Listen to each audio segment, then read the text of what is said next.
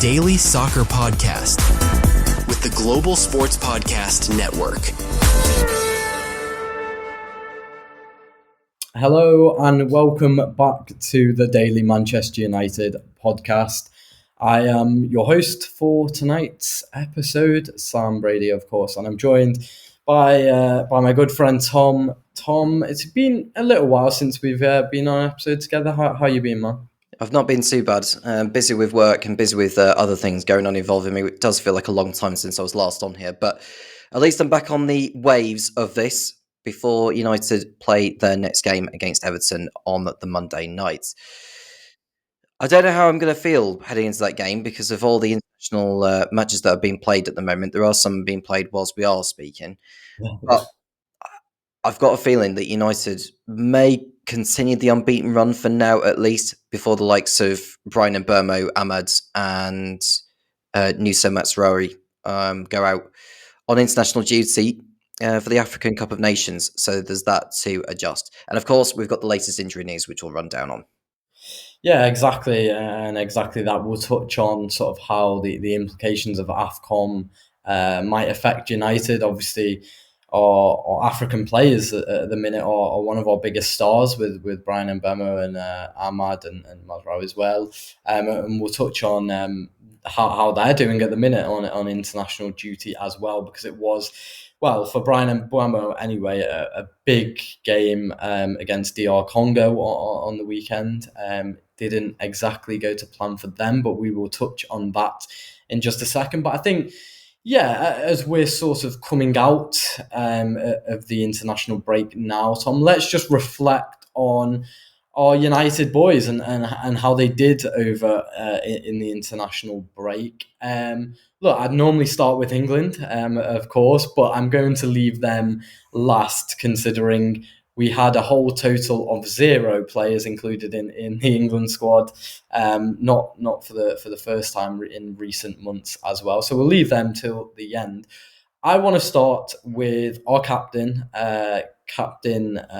fantastic, Bruno Fernandes, and we'll touch on Portugal because obviously we had Bruno Fernandes and also Diego Dalot competing over the past couple of days.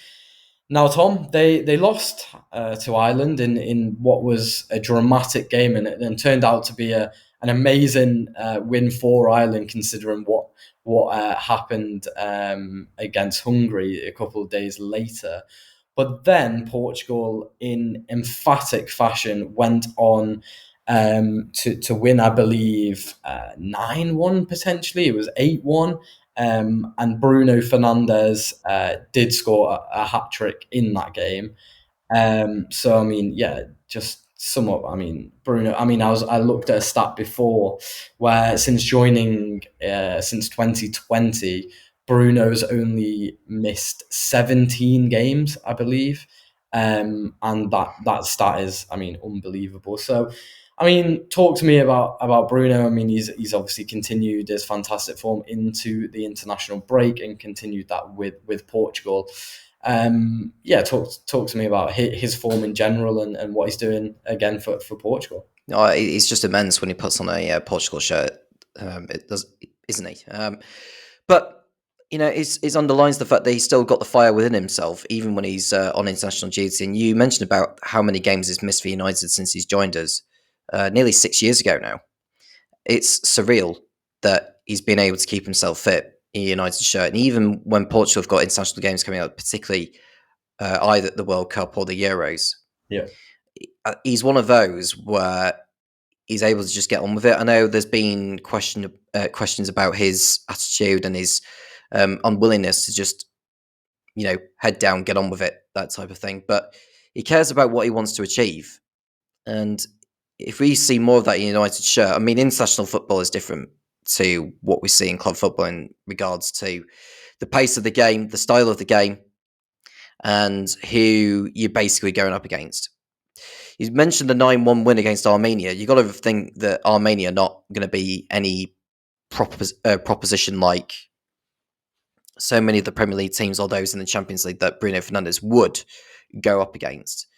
But nevertheless, how many times do you see Armenia get beat 9-1 by a team like Portugal, who we could argue are not the best team to go up against, because I think it's Spain who are the best team in international football at the moment. I know a lot of people say England, but when it comes to the bigger stages, it's usually Spain that comes out on top. And I think Portugal in the last number of tournaments, I think have performed below expectations or achieved below expectations compared to what they have set themselves out to be. But could it be the swan song for Cristiano Ronaldo next summer?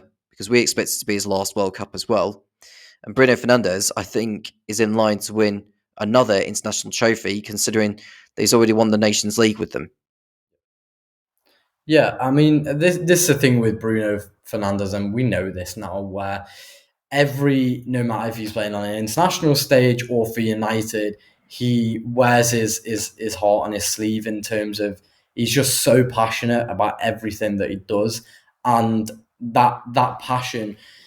Look, he loves United, but playing for your country is a whole another level of emotion, and for a player like Bruno Fernandes, I mean, he's unbelievable. He showed that again by scoring a hat trick on the weekend.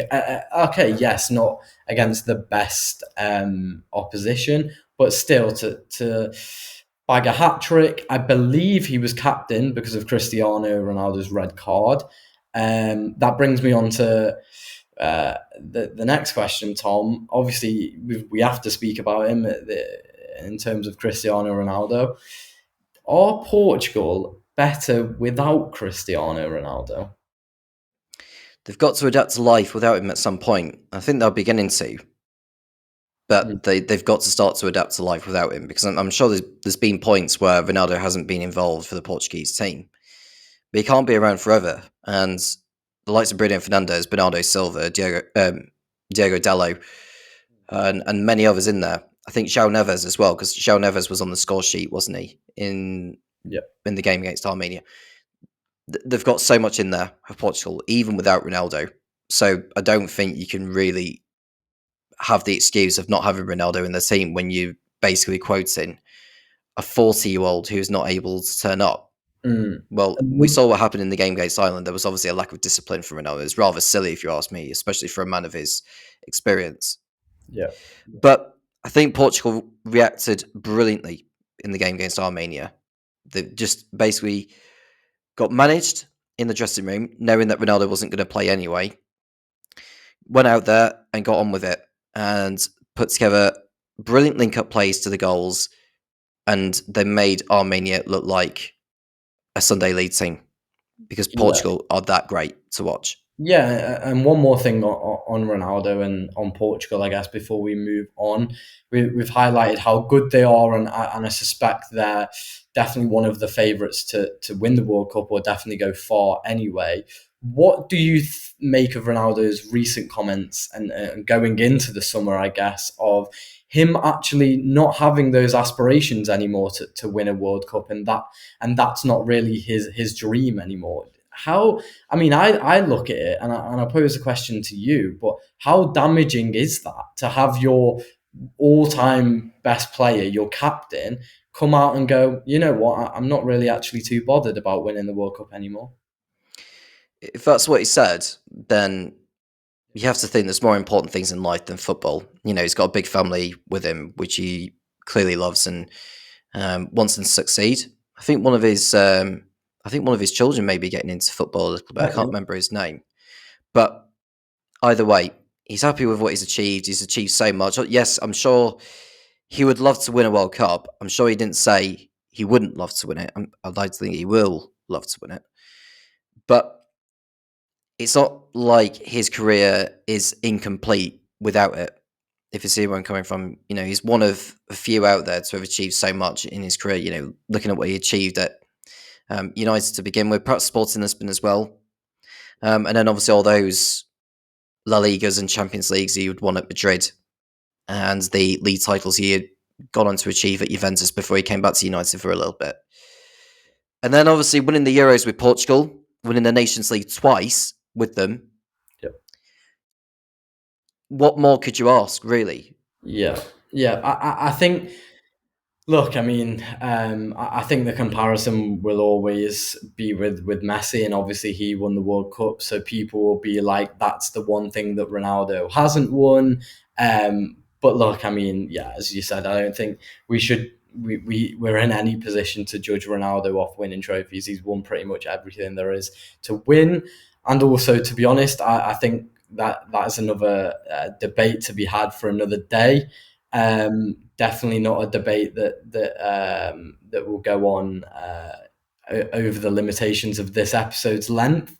So let's move on, Tom, from Portugal, and let's move on to Brazil. Because obviously now with the new Brazilian Matthijs Cunha and Casemiro, I mean, this guy's becoming a bit of a cult hero now at United with the shifts and the performances he's putting in. Now, the first question I'll ask before we get on to sort of his individual performances over the weekend is, Almiron clearly has concerns about Casemiro, and so do the fans in terms of he can't play a full 90 minutes anymore. However, he's still getting called up for Brazil. He's still, I know they flew to Asia for their last international trip. This one actually, the first game against Senegal was in London, so obviously that's convenient for the English, for the Premier League players. However, this poses a question of, at Casemiro's age, is it good for him to still playing these amount of minutes and still getting called up and flying God knows anywhere? I'm just thinking from a United perspective.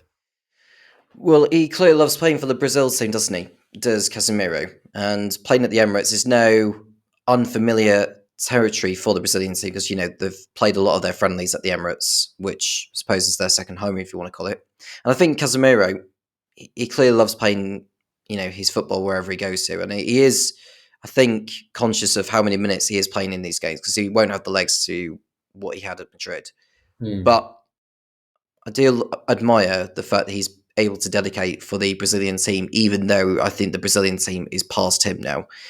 He needs to focus more on his club football rather than his international football.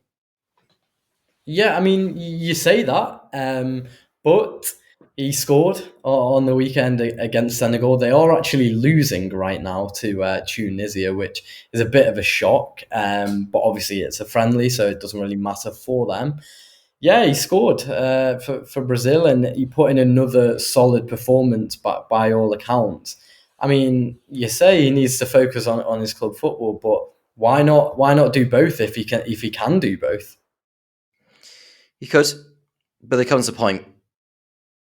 Something has to give for him sooner, and he's likely to feature for Brazil at the World Cup. If he was to win the World Cup for Brazil, that'd be quite fitting for them, considering that the last time Brazil won the World Cup, it was in 2002 in Japan and South Korea, but they won the World Cup in America before, in 1994. And what a way for them to end the drought of 24 years without winning the World Cup. The last 5 tournaments, they've not been able to come away with the ultimate prize. Yeah, I mean, what a way for a Casemiro to win a World Cup, though. Yeah, I mean, mate, great knowledge from you, mate, going all the way back from the 94 winner. How far do you reckon you could go back, mate, in terms of winners? That's a good question. Probably 1978. Mate, that's a good shift. Yeah, I'd have to do some thorough research on all the World Cup winners. I know 1930 was won by Uruguay, and then the next 2 after that were won by Italy. Then there was a hiatus because of the war, and Uruguay won it again for the second time in 1950. Yeah, and who won it in 66, mate? Well, you know it, England. Kill, man. And in 2026, I heard as well. But look, we'll get on to our predictions in just a second. Yeah, I mean, Brazil, Casemiro scored. Matthijs Cunha looked very good as well. He hit the post in that match against Senegal. So I think the Brazilians are definitely playing their part. One player we should touch on, because it has been announced today that Benjamin Sesko will be out for at least 3 weeks. It's a bit less serious, the injury that we initially thought it was. So he will be out for the remainder of the next 3 weeks. Interestingly, he got called up for Slovenia, I believe it is, and then had to drop out. How hard is it, Tom, for international managers? And to be honest, we've always had this issue. I remember the days of Fergie getting annoyed with English players going to play for England when it's unnecessary. But how hard is the position of an international manager to have the player welfare to think about, but also to think about their own sort of games and their importance of their own games, and take into the fact that players are playing even more games than normal nowadays. So how hard is it for international managers to strike up that perfect balance and not break any relationships with their club managers? This is the thing with international football. Obviously, they're obviously in connection with the clubs of which their represented player is part of. It's kind of difficult because there have been breakdowns between clubs and club managers and international managers from time to time.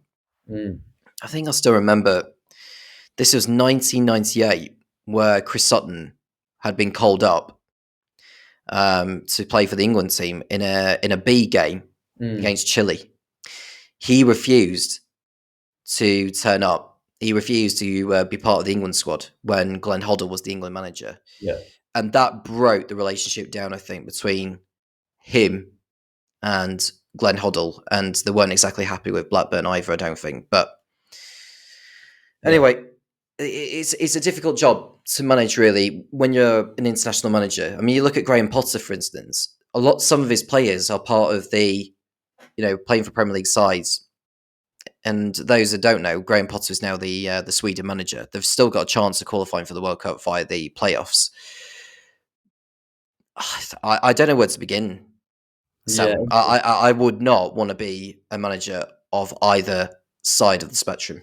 Yeah, I mean, it's going on right now between Lamine Yamal and the Spanish manager. I forget his name now, but the Spanish coach, because obviously Lamine Yamal has been experiencing some difficulties at the minute, if you could put it like that, in an area where you don't want to experience difficulties. And the Spanish coach consistently calls him up for Spain when Barcelona and Hansi Flick are in dispute because they think Lamine Yamal should be rested and recover. So it shows that it's going on right now, and I think it will be a continuous thing that will always happen between international managers and club level, because at the end of the day, they're just looking out for what's best for them. And especially when it's a World Cup qualifier, I would understand it if it's friendly matches like Brazil are playing right now against Senegal and Tunisia. You have to ask the question, do their full strength sides need to be played in games like that? Definitely not.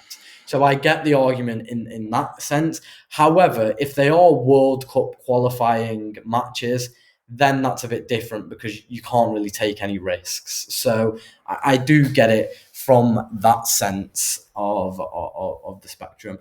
What we'll do, Tom, is we've got many different countries to speak about to go, and I want to also end the episode with getting a cheeky little early prediction for the World Cup in the summer. But for now, we're going to go to a quick break, and we'll be back straight after this.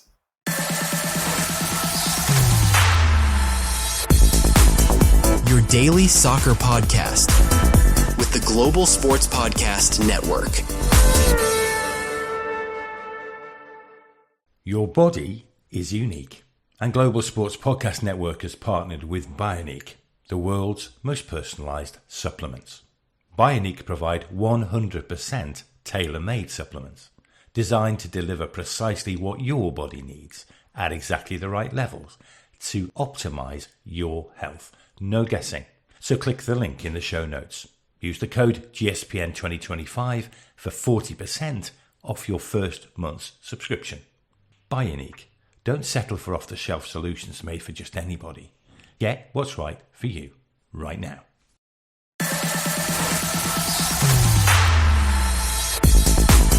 Your daily soccer podcast with the Global Sports Podcast Network. Welcome back to the Daily Manchester United podcast. Now, me and Tom were talking about some of our international Reds over the past couple of days and how they've been performing and how their countries have been performing. Let's touch on a quick one over at the Netherlands, Tom. Matthijs de Ligt called up to the squad for the first time in over a year. How impressive have you been with him in a United shirt up to now, and how important is he now going to be a big asset in that Netherlands defence, especially next to Van Dijk now? Yeah, I've enjoyed watching De Ligt this season. I've listed De Ligt as one of the top 3 players to have performed brilliantly for United this season, along with Mbeumo. And who would I say the other one would be? I did say I would go for a defender, a midfielder, and a striker. I think it was Casemiro. Casemiro was the other one to put in my top 3. I'd definitely say De Ligt has been the best defender for us this season. In regards to the call-up, I think he deserves it. I think De Ligt is beginning to have the mojo of which he had before he came to United.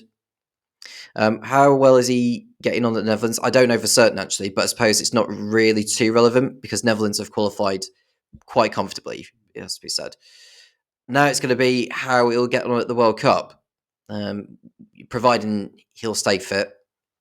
And I'm confident that Netherlands could go, maybe not all the way to win it, but if they can get to the semis, when you consider the revamp in the competition itself, with there being 48 teams involved, meaning there is an extra knockout round, Netherlands are going to be tough to beat, but I don't expect them to win it. Yeah, and I mean, it's an amazing call-up, as you rightly pointed out. It's deserved, in my opinion. However, I mean, their centre-backs, they're definitely not lacking options at centre-back. They're Netherlands, Van Dijk, Van der Ven, now De Ligt. So it's a very highly competitive position. But I think if De Ligt stays in the club form that he's been performing at, I definitely feel like he can be an important asset to the Netherlands squad. I mean, not necessarily, he might not even start, because in my opinion, look, I've been really impressed with De Ligt. I think he has been very good. In my opinion, Van Dijk and Van der Ven probably, in my opinion, are just maybe a little just above his level right now. I know Van Dijk's had his struggles, but it's still Van Dijk, and I think Van der Ven proves his quality a lot. So yeah, I think he can definitely compete though, and I think he's definitely going to be a really important asset to the Netherlands team. And as you rightly pointed out, they're going to be a tough team to beat as well. Now, in terms of, we will turn our attentions to our African players. In particular, we'll start with Bryan Mbeumo, because he's been in action this weekend, which has turned out to be a massively important game for Cameroon against DR Congo, who was going to qualify automatically for AFCON, for the World Cup, and who was going to go into the playoffs. Now, Cameroon actually lost the game, so they are having to settle for the playoffs. But yeah, similar question to Mbeumo. I think he's been a real standout player for United so far.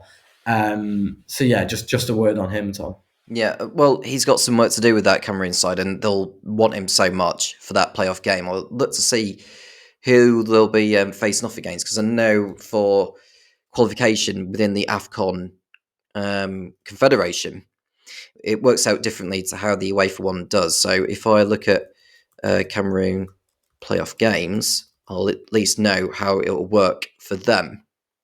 So just bear with me one moment. Yeah. I mean, if you look at Cameroon's team, obviously Onana are in that, which doesn't help their cause. Joking. But Mbeumo, Choupo-Moting, I guess. And not got a bad side, and they've never really had a bad side. If you look at the players they've had down the line with Samuel Eto'o, players like that. So they've always been one of the big footballing African nations. But yeah, I mean, I think it's quite surprising they lost to DR Congo, to be honest. But obviously we've got Ahmad as well, and we've got Mazraoui as well. So Tom, I mean that right hand side is looking quite bare when it comes to a couple of weeks' time when they go to the African Cup of Nations. That has to be a concern, right? I'm just looking at the table of Cameroon because obviously I'm just trying to look to see who, because obviously the qualification process works out differently. I don't think Cameroon will be in the World Cup. Sam, I think they've been knocked out of it. Okay. Yeah, I mean, I thought maybe I was mistaken, but I thought they had actually got into the playoffs. They did, and they got beat by DR Congo in the semi-final of their playoff path, and then DR Congo won against Nigeria after on penalties to book their place at the World Cup. So neither Nigeria or Cameroon will be there. Yeah, it's interesting how that works, because I always look at England, right, and I always go, we have to play sort of Albania and whoever else, Albania or Armenia, like all these teams, and like no disrespect to these teams, but we're not playing high level competition at all. Whereas you've got, I feel like. In South America and in Africa, it's a lot more even in terms of the quality of teams. Obviously, in South America, you've got your Brazil, Argentina, but then I feel like the level below that with the Chiles, the Bolivias, the Ecuadors, they're kind of all in the same level. Whereas when England qualify, you've got England and then the rest, and it's a bit, So DR Congo, with that win against Nigeria, they're now actually in an inter-confederation playoff. And there are other teams in there, including Iraq, Bolivia, and New Caledonia. And there's two teams from the CONCACAF Confederation. That's the North American Confederation. I don't even know where New Caledonian is, mate. So that could be... New Caledonia is in the Oceania continent. Right. They're one of the minnow sides in there. They're ranked 150th. Right, love that. In the FIFA rankings. Away day at New Caledonian looks like it's on the cards at some point, mate. But yeah, I mean, look, going back to how AFCON will affect us, and it'll affect many teams as well. But us in particular, as we've highlighted, Mazraoui and Buemo Ahmad, that's a big loss, right, Tom? Yeah. No, I perfectly agree. I think those two in particular, as well as Mazraoui, they're going to be big losses for United. But at the same time, it's a chance for others to really step up their game and make a name for themselves, because they're not going to have that many games to play in throughout December and January when you think of it. So if there's a time for them to pull their fingers out, December and January is the time to do it. And I'm really looking forward to see if there's anything that will step up. I'm not sure that Dello will step up, because I've not been impressed with Dello this season. Even when he's playing at right back where he should be, I've not felt comfortable with him playing there. In terms of Ahmad, I think there's a place there for Mason Mount to slot into that cam role, which is where Ahmad has been playing at times. And then in regards to who'll be the number 9 while Sesko is out, I'd probably give it to Matthijs Cunha. I do think he's well placed there. He may end up playing like either in a false 9 or part of a rotation with Mount and Fernandes, who's probably going to play there now. Well, Tom, this is what I was going to say on Sesko. Look, he'll be out for 3 weeks, and then the AFCON boys will be going to AFCON shortly after that. So you would like to think Sesko starts every game, pretty much. I mean, with Mbuemo out, you've got, makes sense, Cunha off the left or off the right or off the left, Sesko down the middle, and then either Mason Mount or Bruno or whatever you want to do on that right-hand side. But you would like to think Sesko is your main man for that month period up front. And he's the guy I want to see step up. This is his moment where he's not competing with positions. He's not in the squad, out the squad, in the squad. He's your man. He's your number 9. And I think if he can't sort of kick on and build up a bit of momentum in these next couple of months while the AFCON boys are out, then when can he? In the fact that, look, I haven't minded Sesko so far. I think he's been okay. He's been steady. He's got a few assists here and there, a few goals here and there. So I don't mind it. But this is the time now where you want to see your £70 million striker start making the difference. And I think right now he hasn't been that difference maker, and he's had other boys like Cunha and Mbeumo being that difference maker. But what happens when Mbeumo goes to AFCON? Cunha doesn't score the goals or gets the assist that he... Well, that's the thing. I say score the goals. Cunha only scored his first United goal, I believe the last game or the game before that. But you feel like everything Cunha does, even if it doesn't end up in a goal, is influential. It's done with intent. It's quick, it's fast, and it's dangerous.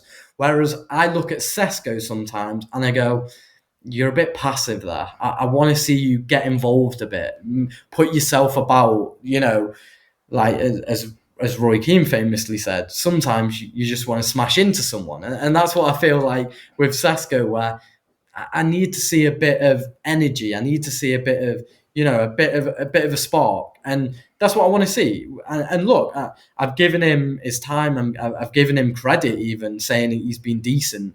But these next couple months, I need to see him really kick on now, because my fear is that he's just another Højlund, and we can't end up in a situation come the end of the season where we don't have a striker, because we've gone so long without a striker and we need one. So we'll see. We'll give him time. We'll see. So look, we'll move on.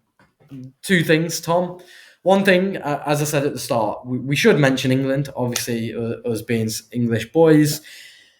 I spoke a bit to Niall about it yesterday on the episode. There's a bit of me where I don't mind England players not being in the squad right now, because I think, look, England, we know we're going to qualify. We're not playing great opposition. I would rather them stay at home, stay fit, than play these nothing matches, really.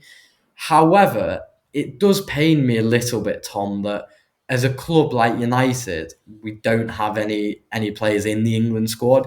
So, I mean, how do you feel about that as a start? I'm not too fussed, quite honestly, for these particular games. When it comes to the World Cup, I think if any United player ends up in the England side, it's because they deserve to be there. There's obviously questions about Harry Maguire sometimes in regards to his performance, but Maguire's stepped up. And he usually fits in well within England's system anyway, whenever he's featured. But above all, I'm not too fussed about any United players being in the England squad. I still even think about the time when I think United had about 6 players involved in the England starting 11 in a game once, and the fans were very much against the United players who were featuring for England, even though they were there to support England. I don't particularly like that at all. But that's not a reason just to not have United players in there. If you're the England manager, you're choosing them on the basis of how well they've done for their clubs. Yeah. So, I'm not crying in a corner over any United players being there. There is a part of me saying, do you know what? I'm happy they're not, because either they're not ready for it, or they'd rather keep them around at Old Trafford and get them ready for the next game against Everton. Yeah, and I think it's quite right there. You mentioned Harry Maguire, because I would say he's probably the closest United player to get in the England squad. Obviously, has played for England and played quite well for England in the past. Obviously, Kobbie Mainoo's been in the squad before. Marcus Rashford still obviously out on loan, so technically our player still playing for England and playing well for England. So look, I think come the summer, if Maguire sort of keeps this momentum up, then I do think Tuchel has a decision to make on Maguire. I don't see Kobbie Mainoo getting anywhere near the squad right now or in the summer, to be honest, which is quite sad because I think he was one of our best players in the Euros when Southgate brought him in. But I just think if you're not playing club football, you're not playing international football, and that's just that. However, I agree with you in the fact that I'm not too fussed right now because look, they're kind of nothing games. But I will be when the World Cup comes around. And I want to see United players always playing in the World Cup. However, the reason it pains me a little bit, Tom, is I think how many players you have in the England squad and on an international level, but we obviously as English fans focus on the England squad, sort of suggests and indicates where you're at as a club as a whole. And I think for United not to have any English players in the England team sort of indicates where we're at as a club right now, where we don't actually have any good enough England players to get in the squad. And I think as a club like United, that is quite a sad indictment. However, I also think the English club mentality playing for your country has shifted a lot now. You see Adam Wharton from Crystal Palace, you see Elliot Anderson for Nottingham Forest, you see Anthony Gordon for Newcastle. So you're seeing not this prejudice of only picking the top players from the top clubs anymore. And I like it. I like the diversity and I like it. So I also think that plays a part in it as well. But I also think, look, it's always nice to see your players play on the international stage as well as the club level. And I see the likes of Eze and Saka for Arsenal and Rice for Arsenal and how many players they've got just alone in the squad. So yeah, but I also do feel like when we're playing concert and we're playing Kwanzaa, and I look to Harry Maguire and go, you know what, he probably could have got into the squad. So yeah, I guess we'll see come the summer.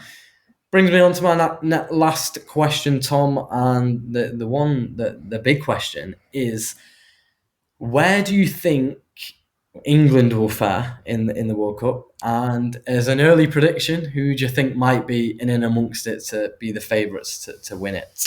I'd say England to be knocked out in the semis, and the victors will be Spain. Spain again? Yeah. Spain, Euros and the World Cup, right? Yeah. England not to make that next level to go to the final? They'll give it their all, but I just think the semis may be a little bit too far. I think from the moment they go up against the Spanish, because I think they will face them at some point, I just think Spain will have too much for England, especially on a night where the Spanish tend to turn up when it all really matters. And I think it may be a stretch too far for Thomas Tuchel's team. Yeah, fair. I think we're going to win it, Tom, to be honest. And I know. Look, I know England fans go into every tournament saying it's coming home. I'm definitely not one of them. Like, I completely understand the argument of England will get to the quarters or England will get to the semis and fold and whatever. Like, I completely get that argument. That's fine. But, however, I look at how we played in the game against Spain. And look, on the night, Spain deserved to win. And overall, in the Euros, Spain deserved to win the Euros. However, people forget it was only 2-1 and it was 1-1 up until the 85th minute. So on another night, England win that game. We didn't deserve to win it, but who cares? We were 1-1 with 5 minutes to go.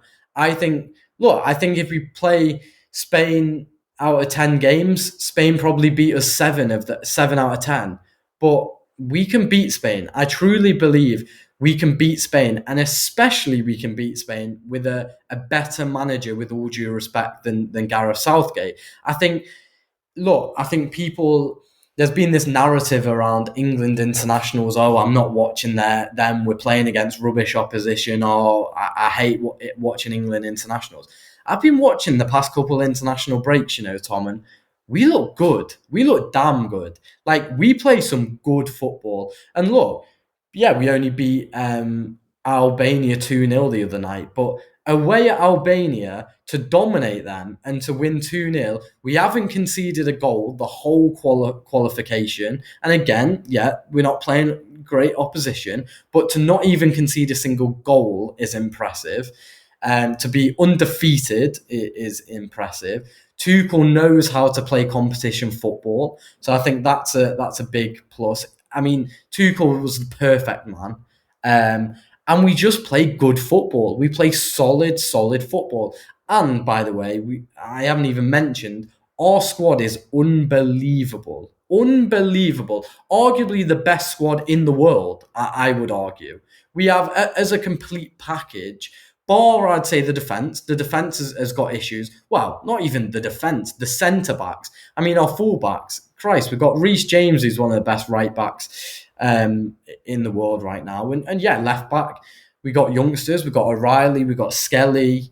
But look, I mean, they're still not bad. And I mean, going up the pitch is unbelievable. So I think we could win it. I do really think. Look, we're going to have to ride our luck at times, like we did in the Euros. But if we play the football we're playing, if we keep defensively solid and we get a bit of luck on the way, I don't see why we can't win it. I honestly don't see why we can't win it. So yeah, I mean, that's my early prediction. I've been telling everyone that I think England are going to win it. Don't get me wrong, they definitely cannot win it. I mean, by the time the World Cup comes around, it'll be 60 years. So what I would do for England to win the World Cup is beyond me. I'll do anything, Tom. But yeah, it'll be interesting. But as we've rightly highlighted this whole episode, Tom, there's strong teams. There's the Netherlands, the Portugals, the Spains. So yeah, it'll be hard, like it always is. But I think it might be coming home, Tom. So look, we'll leave it on that, and we'll. I won't let any negative energy convince me otherwise, Tom. But mate, it's been a pleasure this episode as always. And yeah, be sure to check us on all our social media platforms. And if you're watching, if you're listening, it's been a pleasure as always. And don't forget to tune into the next one. But for now, it's goodbye.